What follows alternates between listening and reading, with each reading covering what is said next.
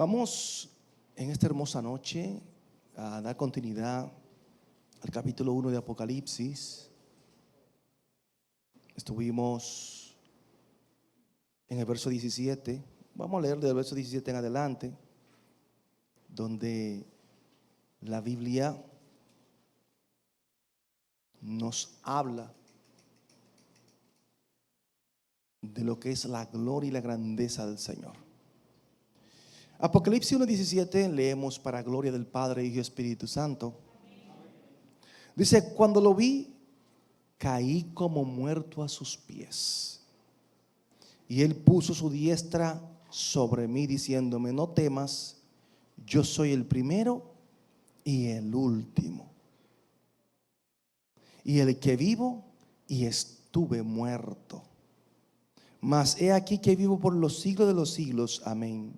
Y tengo las llaves de la muerte y del Hades.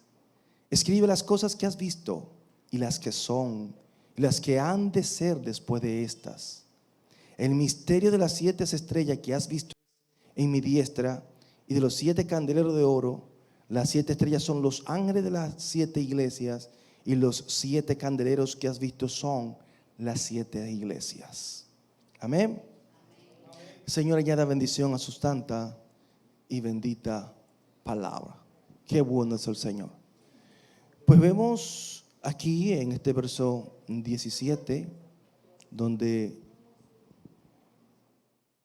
vemos al Señor proclamando una palabra poderosísima, una palabra a la vez para que nosotros como cristianos podamos entender que no importa la circunstancia que estemos viviendo, no podemos temer. Tenemos que entender cuán grande es Dios. Amén. Y que Dios está de nuestro lado. Dice Juan que cuando él lo vio, cayó como muerto a sus pies. Y el Señor puso su diestra, la derecha, y le dijo: no temas, yo soy el primero y el último. Lo primero es, amado, que vemos aquí que cuando Juan tiene el privilegio de ver al Señor, sufre una caída, pero no pierde el conocimiento. Él está consciente. Él está como muerto, no que está muerto. Y él escucha la palabra del Señor que le dice: no temas, yo soy el primero. O sea, le pone las manos, la diestra, y le dice: no temas. Entonces vemos aquí el apóstol, porque siempre decimos, amado, que ante la gloria y la majestad del Señor es difícil que podamos mantenernos en pie. Cuando el Señor le dice a Moisés que reúna al pueblo en el Sinaí, dice la Biblia que aunque el pueblo se santificó e hizo lo que hizo, prefirió quedarse. Y Noé subió y tuvo la experiencia, porque el Señor se manifestó en el monte. Y dice la palabra del Señor que este Moisés, la gloria de Dios era tan grande que había en aquel lugar que el monte temblaba. Oiga, el monte temblaba. Y Moisés tuvo que esconderse en una roca, meterse en una cueva, y solamente vio la espalda para no morir. Y el pueblo estuvo claro: ve tú, porque nosotros no queremos morir. Y ahí podemos nosotros concluir y decir: la verdad que el poder, la magnificencia de Dios es algo que está en un nivel superlativo. Superlativo. Eso de que yo me vi con el Señor y esto, y allí estuvimos dialogando, eso hay que ponerle un punto de interrogación. Tú puedes escuchar la voz de Dios, pero que tuviste al Señor manifestado hablando contigo en su poder y gloria, eso se hace un poquito difícil. Verlo y tú quedarte como que no ha pasado nada. Y esto es para que nosotros maduremos y entendamos que la gloria de Dios es algo demasiado grande. Me expreso de esta manera porque algunas veces somos muy sensacionalistas y decimos, oye, eso fue la gloria de Dios en la iglesia. Pero simple y llanamente porque los músicos estaban tocando a 100 kilómetros por hora. Y la gente se movió, se emocionó, y eso no es la gloria del Señor. Vemos aquí que ante el poder, la manifestación del Señor, Juan no puede quedarse en pie. Por eso Juan cae, porque se le hace difícil resistir la majestuosidad de Dios. Y glorificamos al Señor. Entonces, ¿qué vemos aquí? Juan siente miedo.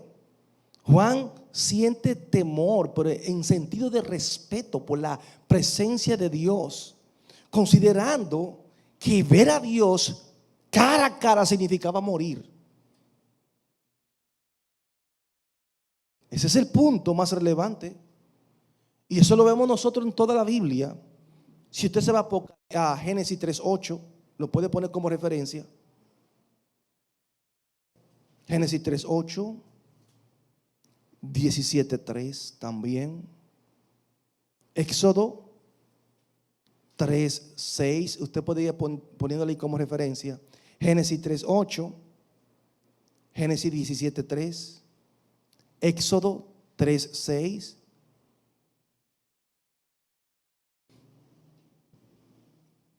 Número 22:31, Josué 5:14, Isaías capítulo 6, verso 5, Daniel 7, verso 15. Y ahí mismo ponga del mismo libro de Daniel 10:9. Y Ezequiel 1:28. Entonces vemos aquí también hubo una persona que tuvo una experiencia similar y fue Saulo en la persecución de la iglesia, que también cayó y fue derribado, porque ante la presencia del Señor hasta la tierra tiembla. Entonces, por eso el Señor, me gusta esta palabra que le dice, no temas. Y lo más lindo es entender de que Dios está presente, de que Dios está de nuestro lado, de que yo no tengo por qué tener muchas veces hasta miedo al Señor. Algunas veces el evangelio lo fundamentamos en el miedo, en el terror. Si tú no haces esto, Dios te va a matar. Si tú no haces aquello, te veo en una silla de ruedas. Eso yo lo he vivido. O sea, infunden ese miedo y ese temor. El Señor le dice a él, no temas, no temas. O sea, no hay por qué temer. Cuando entiendes de que Dios está con nosotros,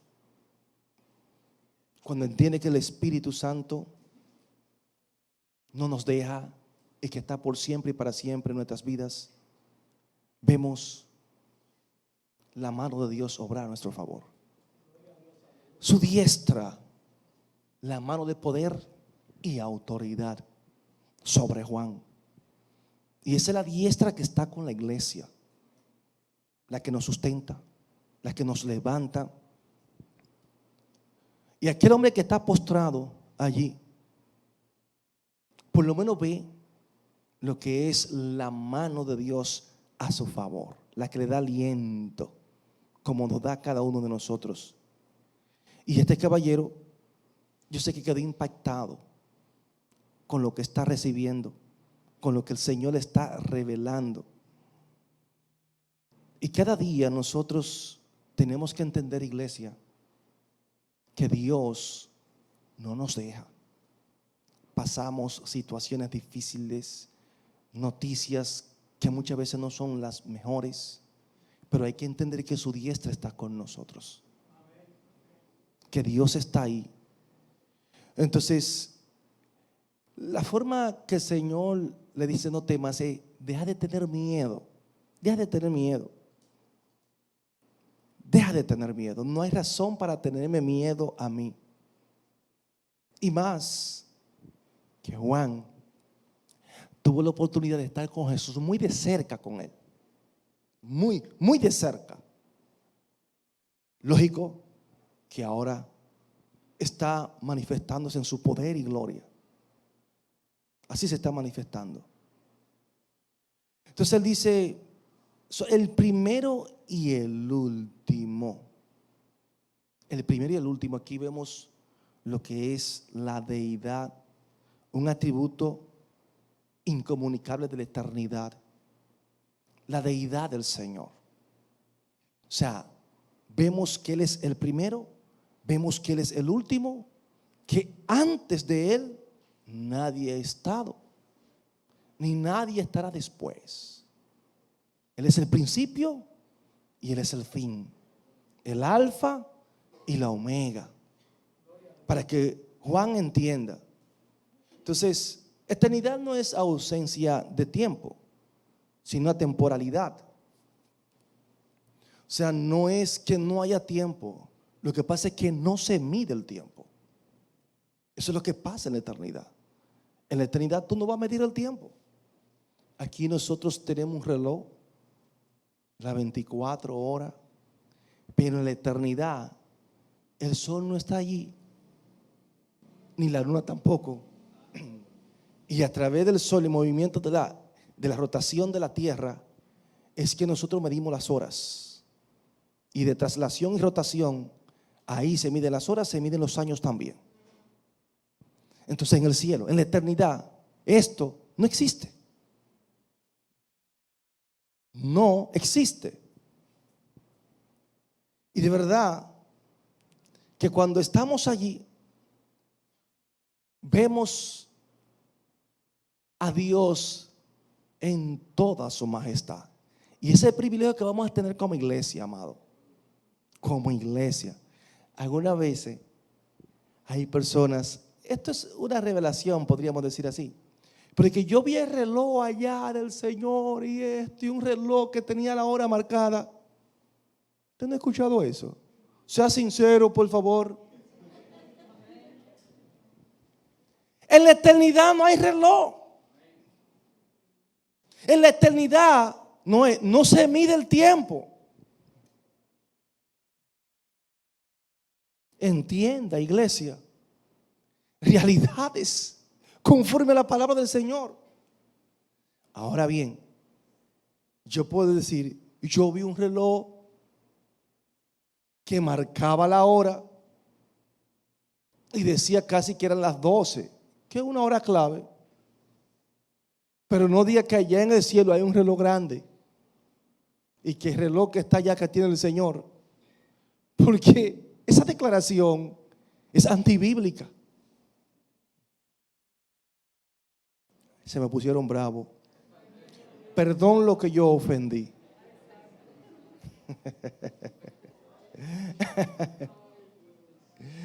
Lo que pasa es que el que está hablando con Juan es el mismo Señor. Y glorificamos a Dios por todo lo que Papá Dios permite. En Isaías 44:6, esa expresión de Jesús, Jehová la expresa. Y en Isaías 48:12, usted puede ponerlo como referencia, donde él dice, así dice Jehová, Rey de Israel y su Redentor, Jehová de los ejércitos, yo soy el primero y yo soy el postrero, y fuera de mí no hay Dios. Una declaración absoluta, innegociable. Fuera de él no hay Dios. Entonces él es el primero. El primero. O sea, antes que todas las cosas Dios estaba ahí. Dios es el autor de la creación, iglesia. El autor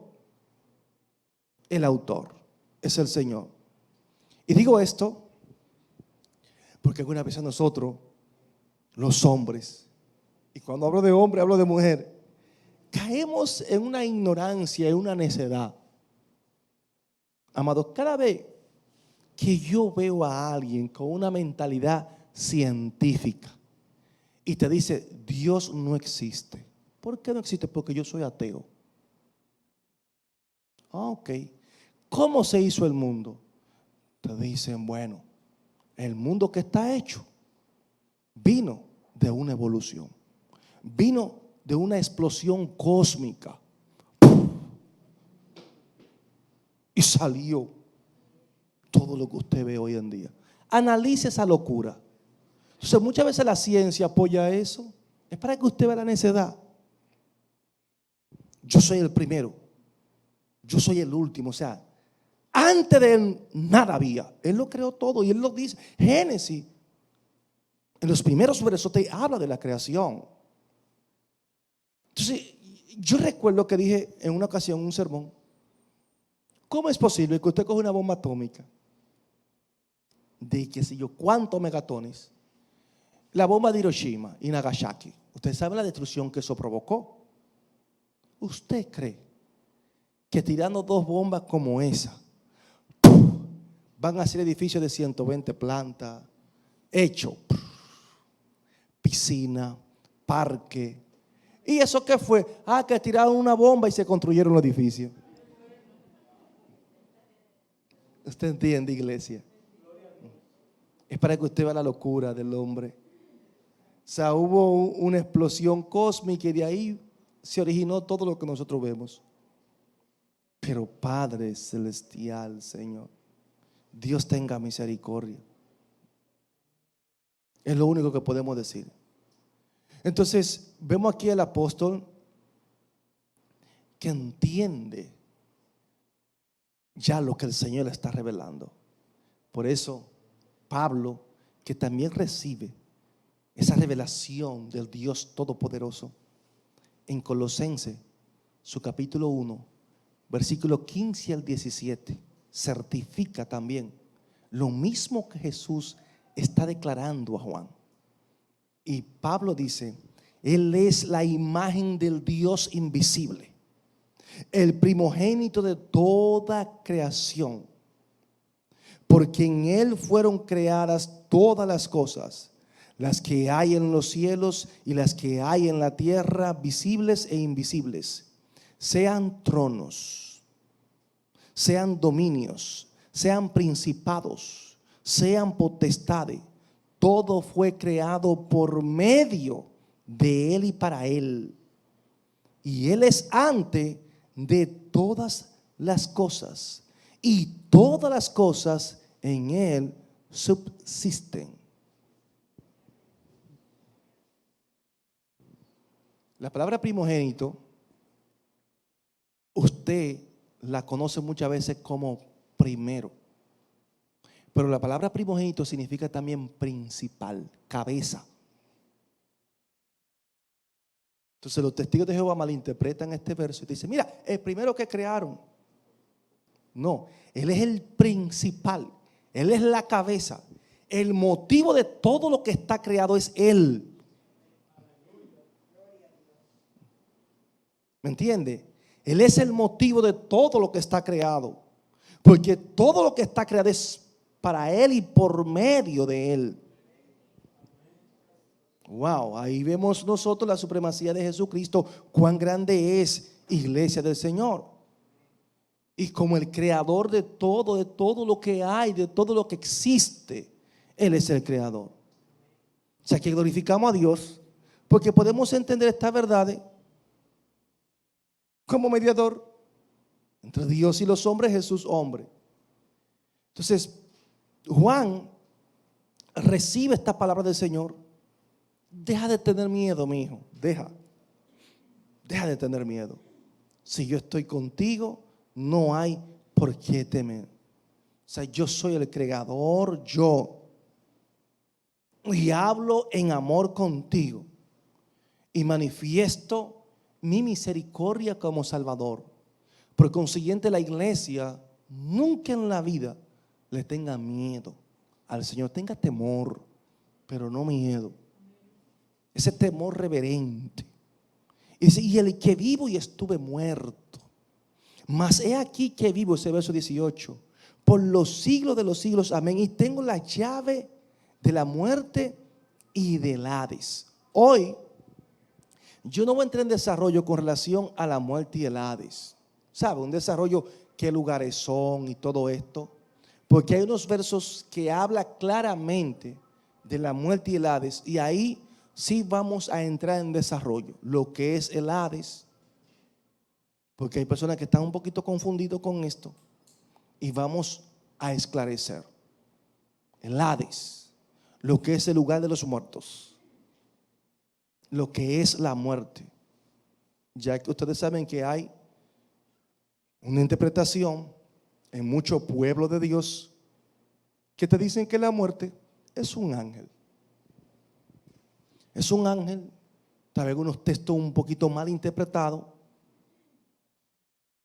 Y ustedes saben que ese ángel de la muerte no existe.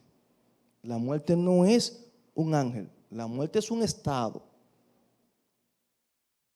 La muerte viene como una sentencia, un castigo de Dios por el hombre violar los mandamientos del Padre.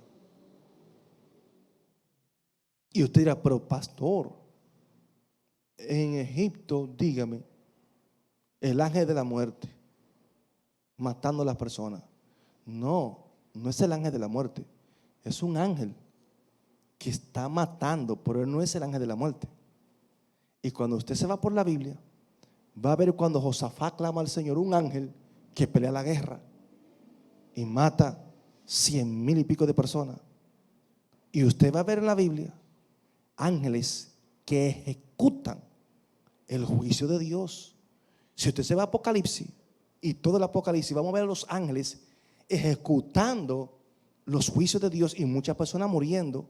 O sea que no es que hay un ángel específico que se llama el ángel de la muerte, porque dése cuenta que si existiese ese ángel de la muerte, escuche con atención, entonces sería Dios, porque hay personas que mueren aquí, mueren en China, mueren en la India, mueren en Rusia y muchas veces a la vez en el mismo tiempo.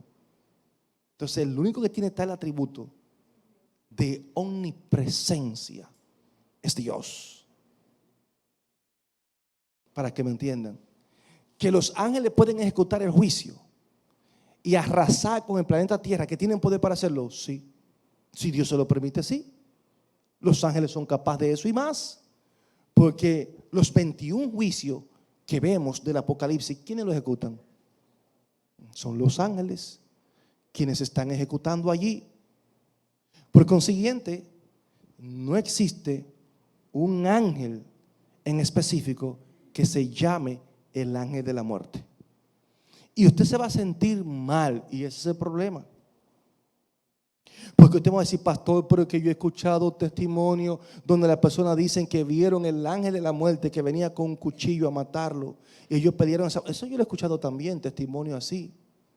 Las personas peleando con el ángel de la muerte ahí para que el ángel de la muerte no lo mate. Testimonio que lo he escuchado por emisora.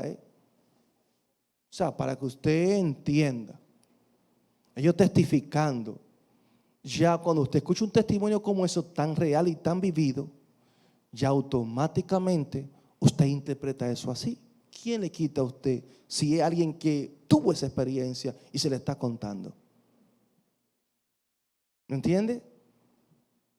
Ahora bien, pastor, entonces, ¿cómo usted explica eso? Bueno, lo primero es que no sé quién le dijo a esa persona que testificaba que ese era el ángel de la muerte. Ese es número uno.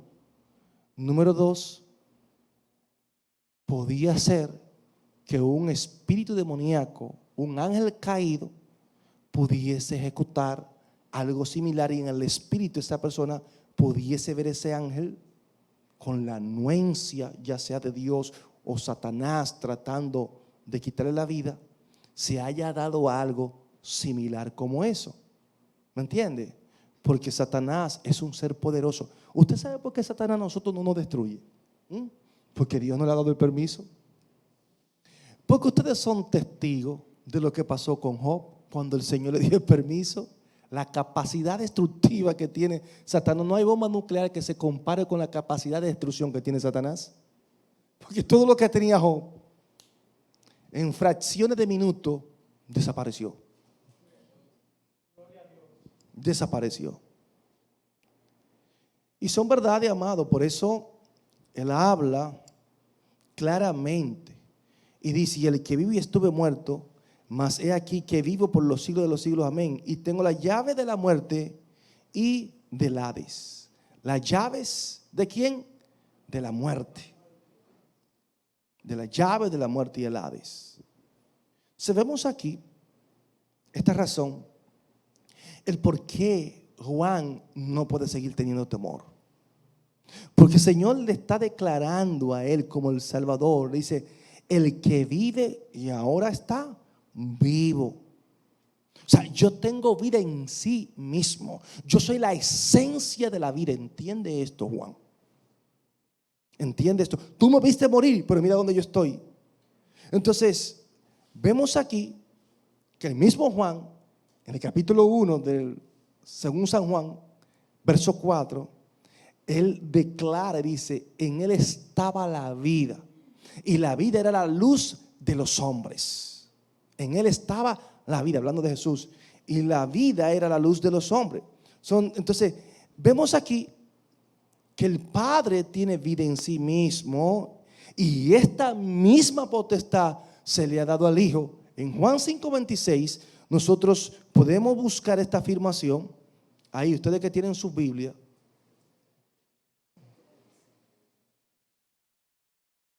Juan 5:26.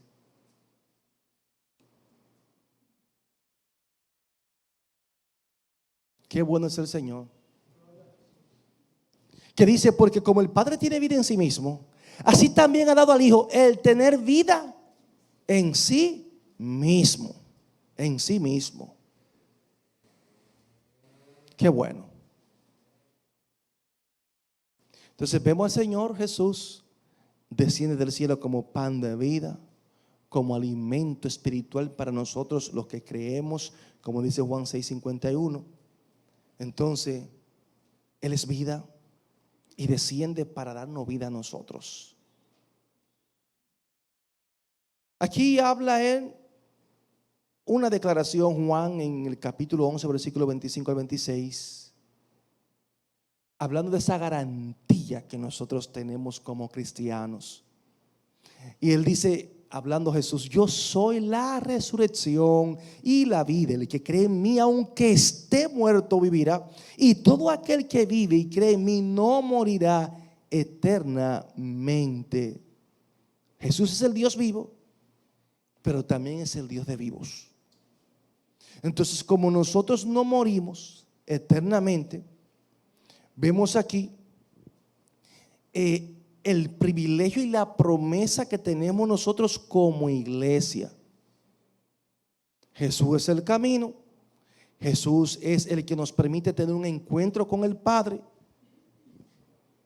Y es el que nos permite a nosotros, por lo menos, conocer lo poco que se conoce de Dios. Es a través de Jesús. Entonces dice: yo estuve muerto. Estuvo muerto. Y yo creo que ninguno de nosotros podemos decir algo así, que estuvo muerto. En Hebreos 2:9, este verso lo podemos buscar.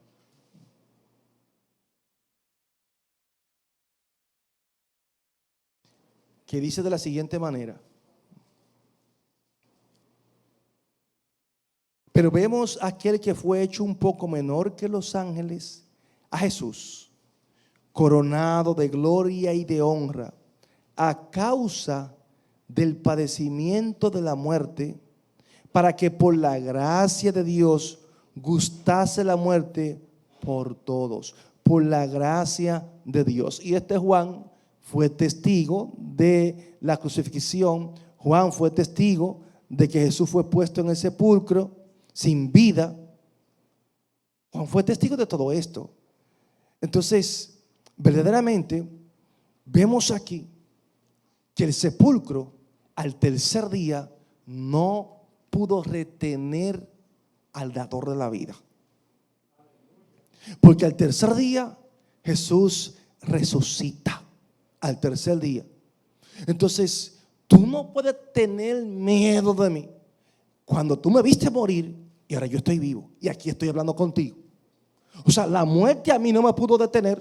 Tú no has visto a nadie resucitar. Sin embargo, ahora tú me viste a mí resucitar, me viste morir y yo soy la esperanza de todos ustedes. Por eso Cristo es la esperanza de la iglesia. Algunas veces nosotros nos sentimos acongojados y es porque tal vez no tenemos esa fe en la resurrección del Señor y sentimos miedo algunas veces. Óigame, alguien que tiene capacidad de morir y que la muerte no pueda retenerlo y volver del mundo de los muertos al mundo de lo vivo, amado, y decir, óyeme, yo tengo potestad para poner mi vida y quitarla también. Y les digo más, ustedes van a morir, pero los que mueran creyendo en mí, los que hayan aceptado mi sacrificio, esas personas no van a morir eternamente.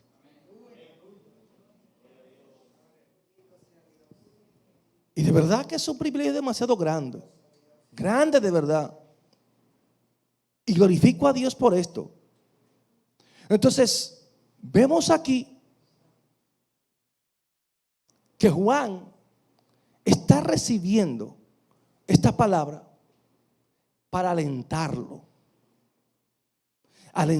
y que se sienta en confianza. Que se sienta en confianza. Y hemos visto a Dios siempre en los momentos que nosotros entendemos que estamos solos. Allí muchas veces vemos la misericordia de Dios, Dios dándonos a entender de que está ahí con nosotros. He aquí que vivo. Juan, yo vivo. O sea, tú me viste morir, pero he aquí que vivo. Y vivo para siempre. O sea, yo no voy a pasar otra vez por la experiencia de la muerte. Y lo que he hecho es en rescate por toda la humanidad. Si nos vamos a 1 de Pedro 1, 18 al 20, vemos nosotros allí esa obra de Dios en favor de todos nosotros.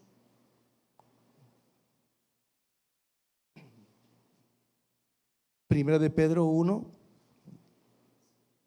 18 al 20, que dice, sabiendo que fuiste rescatado de vuestra vana manera de vivir, la cual recibiste de vuestros padres, no con cosas corruptibles como oro o plata, sino con la sangre preciosa de Cristo, como de un cordero sin mancha y sin contaminación, ya destinado desde antes de la fundación del mundo, pero manifestado en los postreros tiempos por amor de vosotros. Amado, aquí vemos nosotros que verdaderamente Dios es omnisciente. Porque antes de la fundación del mundo, ya el Señor tenía el plan de redención para nosotros ahí en Cristo. Antes de crear a Adán y Eva, ya el Señor sabía que Adán y Eva iban a caer. Por eso le dice que de la simiente de la mujer va a herir uno, que lo va a herir a donde, en la cabeza. En la cabeza. Y está hablando del linaje del Mesías, del Salvador. Y estamos hablando de miles de años atrás. Sin embargo, amados, vemos cuán grande es Dios. Cuando viene y se cumple esa palabra en la persona de Cristo, miles de años después. Algunas veces nosotros somos tan inmaduros que creemos que Dios mintió, que Dios falló, que Dios dio una palabra y yo no la vi cumplir. Porque queremos que la cosa y ya. No, amado. Cuando usted se va a Hebreo, se va a dar cuenta que allí está el salón de la fama de los hombres de fe. Y muchos no alcanzaron lo prometido, sino que viéndolo de lejos lo saludaron. ¿Me entendió? Ahora, la palabra de Dios es fiel y verdadera. Y aunque yo no lo vea, si Dios habló, esa palabra se va a cumplir aunque yo no la vea. Cuando Dios da una palabra, la da porque la da y se cumple porque se cumple. Entonces, el Señor resucita. La resurrección de Jesús es con un propósito marcado. En Hebreo 7:25, el Señor nos da aquí a entender que ese sacrificio tuvo un objetivo grandísimo, por lo cual puede también salvar perpetuamente a los que por él se acercan a Dios, viviendo siempre para interceder por ellos. Viviendo siempre, ¿para qué? Para interceder por nosotros. Nos puede salvar perpetuamente, o sea, no me va a salvar hoy y me soltó, sino que es una promesa de salvación por siempre y para siempre. ¿Me entendió? No es que si yo pequé mañana, ya perdí la salvación. No, no, no. Es que si yo pequé mañana y yo voy donde y pido perdón, Él está ahí para mediar por mí. Porque es un solo sacrificio. Y es por esto el verso 26, porque tal sumo sacerdote nos convenía, santo, inocente, sin mancha, apartado de los pecadores y hecho más sublime que los cielos, que no tiene necesidad cada día, como aquellos sumos sacerdotes, de ofrecer primero sacrificio por sus propios pecados y luego por los del pueblo, porque esto lo hizo una vez para siempre, ofreciéndose a sí mismo. O sea que usted y yo tenemos que sentirnos privilegiados de lo que el Señor ha hecho. Amén. Entonces, por eso la iglesia, amado, tiene que sentirse cada día más y más confiada. O sea, nosotros no podemos vivir en miedo ni nada de eso, sino confiado en esas promesas. O sea, hay razón de sobra para nosotros glorificar a Dios, sentirnos agradecidos al Señor por su misericordia, por su bondad, venir a la iglesia. No tiene que venir obligatoriamente en hora de culto. Usted puede venir también y sacar su tiempo para estar a solas con Dios, levantar sus manos, agradecer, porque hay que tener un culto racional, un culto también de manera personal. ¿Por qué? Porque Dios ha hecho demasiado cosas lindas con nosotros. Demasiado, amado. De verdad que sí. Entonces vemos aquí, amado, al Señor obrando de una manera extraordinaria. El Señor hace promesa de resurrección para nosotros, así como Él murió, también nosotros vamos a morir, pero vamos a ser resucitados. Entonces vemos aquí que se tengo las llaves de la muerte y del Hades. La muerte y del Hades. Las llaves son símbolo de poder, símbolo de autoridad, símbolo de dominio. Yo tengo las llaves. O sea, el poder está en mis manos. Quien controla soy yo. Eso es lo que el Señor está diciendo. O sea, Él tiene una autoridad universal en el cielo y en la tierra. Eso es lo que la Biblia nos enseña. Mateo 28, versículos 19 y 20. Bien, versos 19 y 20. ¿Qué es lo que el Señor nos dice? Por tanto, id y haced discípulos a todas las naciones, bautizándolos en el nombre del Padre y del Hijo y del Espíritu Santo, enseñándoles que guarden todas las cosas que os he mandado. Y aquí yo estoy con vosotros todos los días hasta el fin del mundo. Amén. ¿Por qué? El Señor recibió el nombre de suprema autoridad. En Filipenses, su capítulo 2, versículo 9 al 11, lo pone ahí como referencia. Vemos allí cómo Él es coronado de gloria. Coronado. Filipenses su capítulo 2, versículos 9 al 11. Allí es que Pablo habla que tiene un nombre que es sobre todo nombre, porque es el Salvador del mundo entero, de todas las naciones. El Verbo de Dios encarnado. Y lo que me gusta algunas veces es que, de verdad, porque la Biblia habla, Isaías dice que a Jesús, cuando viniese el Mesías, iba a ser sin atractivo. Es una persona sin importancia, no iba a ser de gran estima. Algunas veces, por ejemplo, los judíos, muchos de ellos niegan a Cristo como el Mesías. Ellos entienden que Cristo no cumplía los requisitos del Mesías. Sin embargo, Isaías, en su capítulo 53, verso 2, habla acerca de esto. Y yo digo, wow, sin embargo ellos tienen el Antiguo Testamento, porque ellos no creen, muchos de los judíos no creen el Nuevo Testamento. Y a pesar de lo que Isaías declara, ellos no creen, lamentablemente. Isaías 53, 2. Y el profeta da una declaración, y oiga, de verdad que me da pena, porque, wow, subirá cual renuevo delante de él, y como raíz de tierra seca, hablando del Mesías, no hay parecer en él, ni hermosura. Le veremos más sin atractivo para que le deseemos. O sea, y yo digo, pero Dios, ¿y por qué Jesús no vino de un linaje de rey o del sumo sacerdote? No. O sea, hay cosas que humanamente usted la analiza y no se entienden.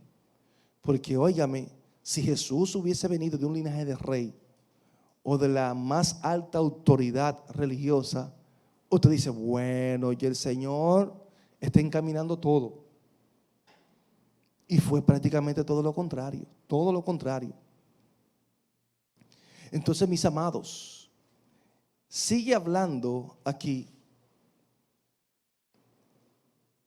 el mismo Pablo, habla en Hebreos 2, 14 al 15.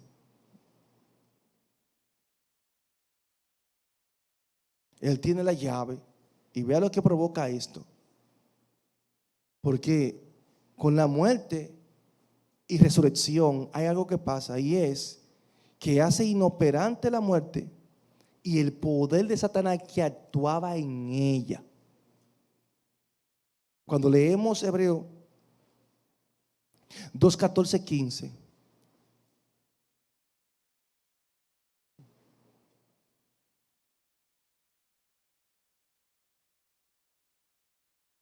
dice así: así que por cuanto los hijos participaron de carne y sangre, él también participó de lo mismo, para destruir por medio de la muerte al que tenía el imperio de la muerte. Esto es ¿a quién? Al diablo. Y librar a todos los que por el temor de la muerte estaban durante toda la vida sujetos a servidumbre. Entonces vemos aquí el imperio de la muerte, porque Satanás fue quien trajo el pecado. Estaba en las manos ¿de quién? De Satanás. Y Jesús desautoriza por medio de su muerte. Oiga, usted sabe lo que usted cree que venció, y con lo mismo que usted cree que venció, mis amados, lo vencen a usted. Entonces Satanás es despojado, se le quita la autoridad. Pues si yo tengo la llave y librar a todo lo que por el temor de la muerte estaban durante toda la vida sujetos a servidumbre. Digo, wow, Señor, cuán grande es Dios. Entonces tenemos esperanza de vida, amado, y la esperanza también está garantizada por medio de la resurrección. Si usted se va a Juan 11:25, lo pone como referencia y 26, Juan capítulo 11, 25 al 26. Póngalo como referencia. Primera de Corintios 15, 42 y 44. Y ahí mismo, en el capítulo 15, versos 53 al 54. ¿Qué vemos aquí, amado? Que usted y yo tenemos que estar gozosos. ¿Por qué? Porque ya el aguijón de la muerte no tiene potestad sobre usted. No. Ni el sepulcro tiene victoria. Pastor, ¿cómo así? Le voy a decir por qué. Porque nosotros morimos y vamos a ser resucitados.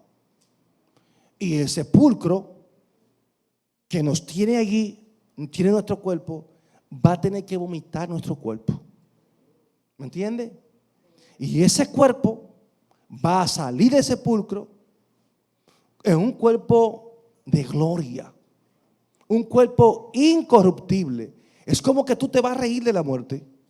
La muerte pensó que se había llevado una victoria, pero ahora tú sorprendes y vuelve tu cuerpo ahora en un nivel más elevado, en un nivel donde no te enfermas, en un nivel donde no te mueres, en un nivel, amado, donde tiene una capacidad prácticamente semejante al de los ángeles. Entonces, por eso nosotros tenemos que sentirnos en victoria. En victoria. 1 Corintios 15, 55 y 57 habla de esto. ¿Dónde está, oh muerte, tu aguijón? ¿Dónde está, oh sepulcro, tu victoria? El aguijón de la muerte es el pecado. Y dice, pero yo doy gracias a Dios por nuestro Señor Jesucristo. Porque sorbida es la muerte en victoria a través de Cristo, amado. Dice, escribe las cosas que has visto y las que son, y las que han de ser después de esta, escríbela. O sea, le está diciendo, óyeme, es imperativo que tú no pases por alto lo que yo te estoy dando. A los profetas, cuando se les revelaba algo, tenían que escribir. No podían pasar por alto lo que se les estaba dando. Entonces, el Señor enfáticamente le está diciendo aquí a Juan que escriba lo que él está, las cosas que ha visto. O sea, lo que él le está revelando. O sea, tú no vas a contar lo que tú quieras contar. Tú vas a escribir lo que yo te estoy revelando. Lo que te estoy revelando. Y esto es lo bueno, amado. Que cuando usted va a hablar de lo de Dios, tiene que hablar conforme a la palabra de Él. A la de Él, no la mía, ¿eh? Las cosas que has visto. ¿A quién vio? A Jesucristo glorificado. Lo contempló. Y en su esplendor, en su majestad, Él tiene que escribir esto. Porque estas palabras van a ser de mucho aliento para las iglesias del Señor. Esto es una palabra que nos da ánimo, porque hay que entender lo que está padeciendo la iglesia en ese momento. La iglesia está atravesando por un momento muy, pero muy difícil. Muy difícil. Dese cuenta que Juan está en la isla de Patmos. Es un preso político que está allí. Y la iglesia estaba padeciendo por una situación de persecución muy grande en esos tiempos. Y los hermanos tenían que arriesgar su vida. Entonces, al leer las cosas que son, o sea, lo que tiene existencia ahora, lo que está padeciendo la iglesia en ese presente, en ese momento, y lo vamos a ver más adelante. Capítulo 2, capítulo 3, esté centrado en el mensaje a las 7 iglesias. 7 cartas, 7 mensajes a la iglesia de esa época. Las cosas que han de ser después de estas.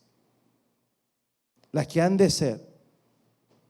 O sea, cosas que van a suceder en la era presente de la iglesia.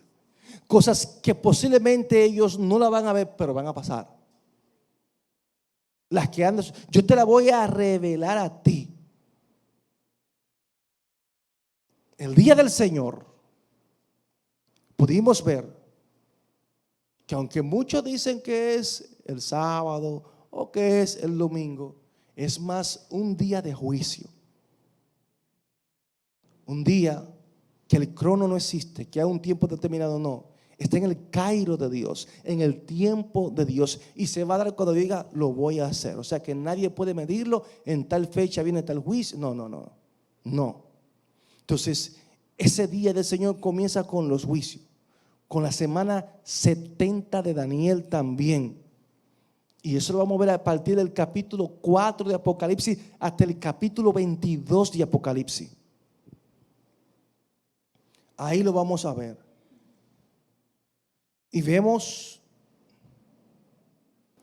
en el siguiente verso que le dice: el misterio de las 7 estrellas que has visto en mi diestra y de los 7 candeleros de oro. Las 7 estrellas son los ángeles de las 7 iglesias. Y los 7 candeleros que has visto son las 7 iglesias. Aquí hay diferentes interpretaciones. Aquí cuando habla del misterio, no está hablando de algo misterioso. No está hablando de nada misterioso. De algo que ha estado oculto y que ahora se está revelando.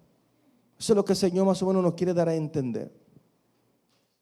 Entonces, vemos aquí las 7 estrellas que has visto en mi diestra son identificados como los 7 ángeles de la iglesia.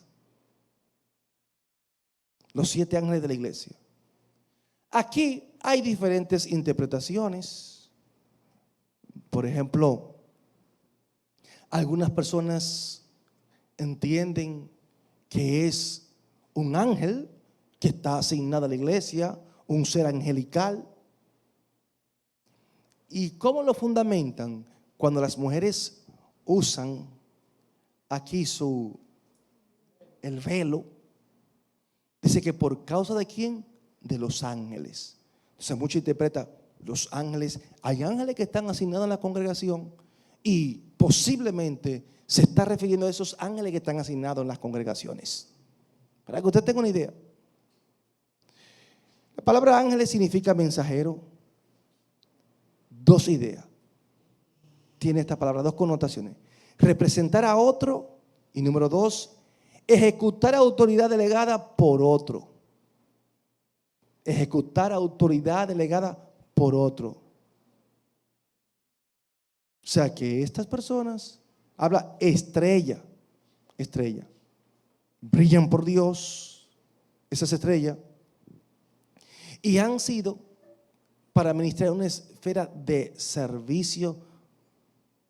Estos ángeles que habla aquí la palabra del Señor, otros interpretan que son mensajeros, pero personas o líderes que están al frente de la congregación. En este caso, ya sean los ancianos o el pastor. Que a eso se está refiriendo. Algunos, como le dije, entienden que son ángeles reales que están asignados, y hay otros que entienden, como el Carballosa, que es un tremendo escritor, que son los líderes de la congregación. Habla de los 7 candeleros, y esta frase de los 7 candeleros son luminares, portar luz. Y lo más impactante de todo esto es que los candeleros no tienen luz propia, son portadores de luz. Y por eso dice Las 7 estrellas son los ángeles de las 7 iglesias y los 7 candeleros que ha visto son las 7 iglesias. O sea que nosotros, como creyentes, somos portadores de luz. Oiga, portadores de luz. Por eso la Biblia hace mucha comparación con nosotros como luminares. El mundo debe ver la luz de Cristo en nosotros, porque eso es lo que es la iglesia, amado, luz en este mundo. Y por eso nosotros como cristianos no podemos tomar el evangelio con esa ligereza como si fuéramos nada. Somos personas muy importantes porque representamos luz en medio de un mundo de tinieblas. Somos sal. O sea, no somos cualquier cosa. Usted no puede actuar como usted quiera. No. Por eso habla claramente de lo que nosotros somos. Los 7 candeleros que has visto son las 7 iglesias. Somos portadores de la luz del Señor. Así que esperamos, amado, ya que esta parte cerramos aquí, lo que es el capítulo 1 de Apocalipsis, y entramos ya en el desarrollo del mensaje a cada iglesia a partir del capítulo 2, que tiene 4 iglesias, capítulo 3 también, que tiene unas 3 iglesias, y vamos nosotros a entrar en desarrollo la semana que viene, si así el Señor lo permite. Dios los bendiga grandemente.